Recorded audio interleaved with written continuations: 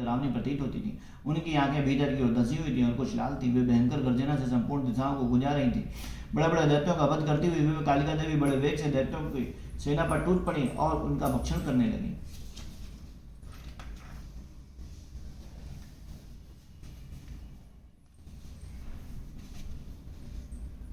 वे parched रक्षकों, अंकुशधारी महावेतों, योद्धाओं एवं घंटा सहित कितने ही हाथियों को एक ही हाथ में पकड़कर मुंह में डाल लेती। इसी प्रकार घोड़े रथ उन सारथियों के साथ रणि सैनिकों को मुंह में डालकर वे बड़े भयानक रूप से चबा डालती। किसी के बाल पकड़ लेती, किसी का गला दबा देती, किसी को पैरों से कुचल डालती और किसी को छाती के धक्के से गिराकर मार देती। वे असुरों के छोड़े हुए बड़े बड़े अस्त्र शस्त्र मुंह में पकड़ लेती और रोष में भरकर उनको दांतों में पीस डालती। काली ने बलवान एवं दुरात्मा दैत्यों को सारी सेना रौंद डाली, खा डाली और कितनों को मार भगाया। कोई तलवार के घाट उतारे गए, कोई खड्गवांग से पीटे गए और कितने असुर दैत्यों को अग्रभाग से कुचले जाकर मृत्यु को प्राप्त हुए। इस प्रकार देवी ने असुरों की उस सारी सेना को क्षण भर में खत्म कर मार गिराया।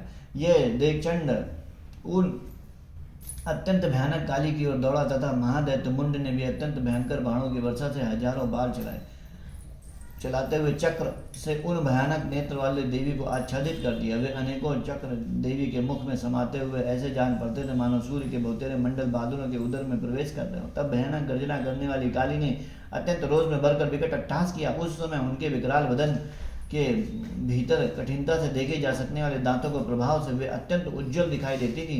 देवी ने बहुत बड़ी तलवार हाथ में ली, हंग शब्द का उच्चारण करके चंड पर प्रहार करके उसके केस पकड़कर उसकी तलवार से उसका मस्तक काट डाला। चंड को मारा हुआ देख मुंड भी देवी की ओर दौड़ा। तब देवी ने रोष में भरकर उसे तलवार से घायल करके उसी धरती पर सुला दिया। महापापिनी चंड और मुंड के मारे जाने पर मारा गया देख मरने से बची हुई बाकी सेना भय से व्याकुल हो चारों ओर भाग हुई।